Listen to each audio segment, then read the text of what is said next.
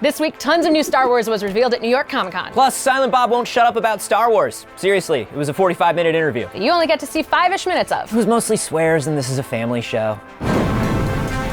This is the Star Wars Show. From the Lucasfilm headquarters in San Francisco, here's your hosts, Andy and Anthony. Hello and welcome to the Star Wars Show, the only Star Wars show on the internet that is here to remind you that we are 73 days away from Star Wars: The Rise of Skywalker. I like to think of it more like roughly 1,752 hours away from Star Wars: The Rise of Skywalker. Really? What about 105,120 minutes away from Star Wars: The Rise of Skywalker? 2 seconds next. Okay, can I sing them? No, well, let's go to the news.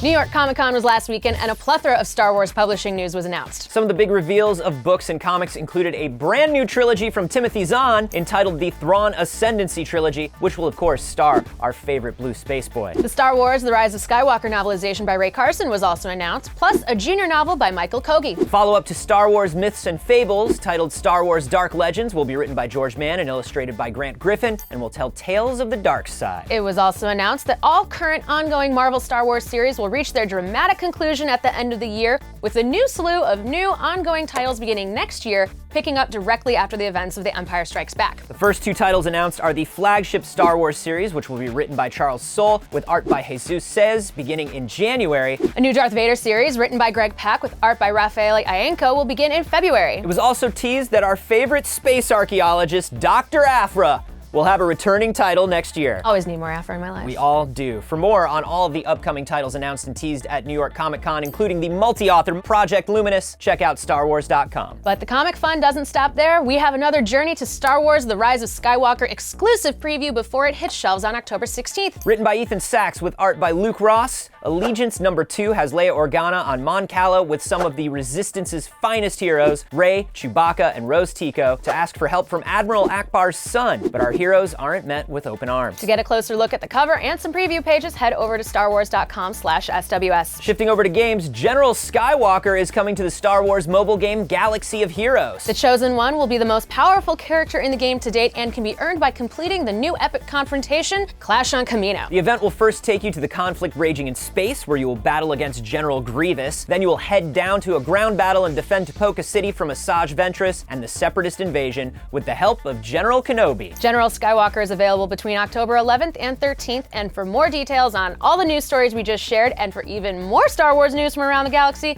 check out starwars.com/SWS.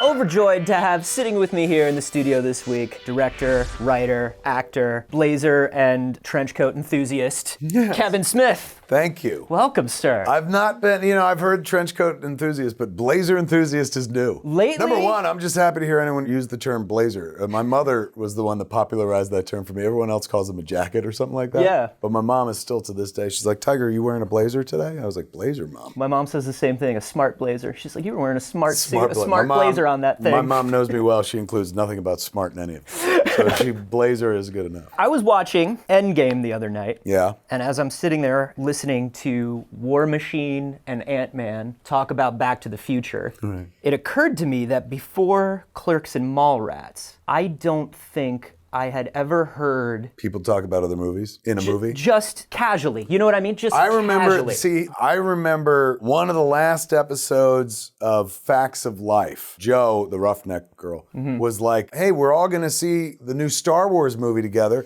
And my mind melted, where I was like, the girls from Eastland know about Star Wars? Like, pop culture being referenced in pop culture was so weird. So the notion of like talking about movies within movies laid itself early on. Quentin Tarantino made it possible for me. Because I saw Reservoir Dogs, top of the movie, they're doing the Madonna lyrics. Yeah. And I remember watching that scene and being like, that counts? Like, that's movie dialogue now? You can just talk about Madonna lyrics? If that's the case, I'm gonna talk about movies because that's all we talked about. That was our currency. Me and my friends didn't really talk to each other in original thoughts. We just quoted like Raising Arizona and Star Wars and stuff. So we had this conversation about Star Wars, me and my producer, Scott Mosier, when we were in film school. We started free associating in this coffee shop in Vancouver. This is like 1992. And there was a dude in the coffee shop, wasn't with me and Mosier, sitting at another table. I see the dude slowly put his paper down and listen. Now this was at a time where, believe it or not, there was a moment where people weren't talking about Star Wars. And I think that dude was just so electrified to hear anybody else talking about Star Wars. If we had waited 3 more years, the internet would happen, and that conversation wouldn't matter because you have that conversation 1,000 times a day on the internet. Right. But we had it in real life, and I saw someone react, and I said, I'm gonna put that in the movie, man. Like that, I'm gonna include that scene. When I was writing the flick, I was like, I'm gonna do that Star Wars conversation I had with Mosier because I remember like some dude reacted to it. And then when the movie came out, no matter where we went, that was the international currency. They say like with the international language is love or whatever. Not at all.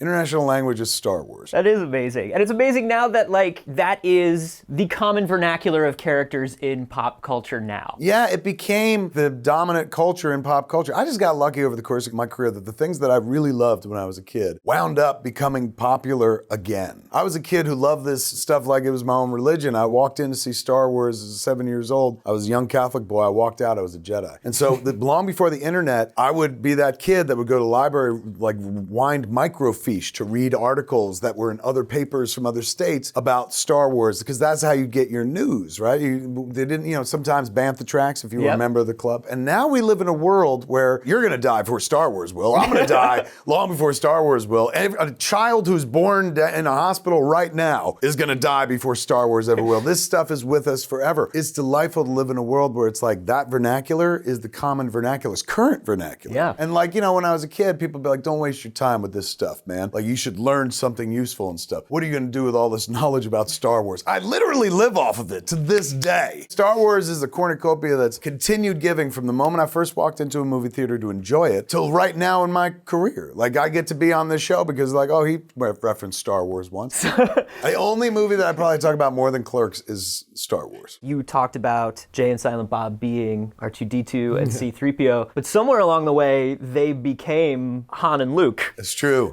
They were background characters that slowly moved up to the foreground. And that's by virtue of the fact that Jason Mewes is just that interesting. And for years, Jason Mewes would be like, you should do another Jay and Silent Bob movie. And I'd always be like, I'm shocked we got away with it once. Like, I don't know if we could do that ever again. And so after trying to make Clerks 3 and Mallrats 2 and watching him fall apart, I got frustrated and I was like, you know what? Like, why am I banging my head against the wall? I own these characters and Jay wants to make the movie. So let me just make a Jay and Silent Bob movie again, man. Like, he deserves it. I love it. And you are touring the movie around. You are going from city to city. You and Jason Yeah. So they can go see it October 15th and October 17th at Fathom Event screening at any multiplex anywhere in the United States. But if they want to see it with me and Jay, we take the movie on tour, man, like a rock group. We sit there and watch the movie with everybody, and then afterwards we all sit around in Q&A. That's called the Jay and Silent Bob Reboot Roadshow Tour. I'll be doing that from October 19th till February 26th. 62 dates. And if they want to find out when it's coming to their city or They where go to rebootroadshow.com is the web address, or you just follow me on Instagram or Twitter, man. Believe me, I'll shove my stuff in your face constantly. I'm always in sales mode. Something I learned from this organization. You're watching the Star Wars Show. I never realized how similar the Star Wars universe is to the View Askew universe. Yeah, it's funny how hundreds of viewings of Star Wars can shape how a filmmaker makes movies.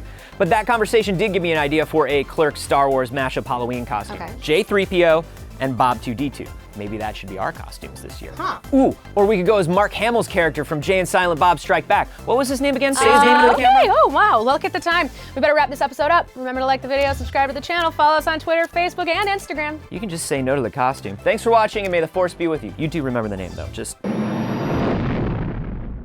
You have to be J3PO. It's a blonde wig over a 3PO mask. And then we draw a beard on you, because that's funny. That's always fun. That's good times.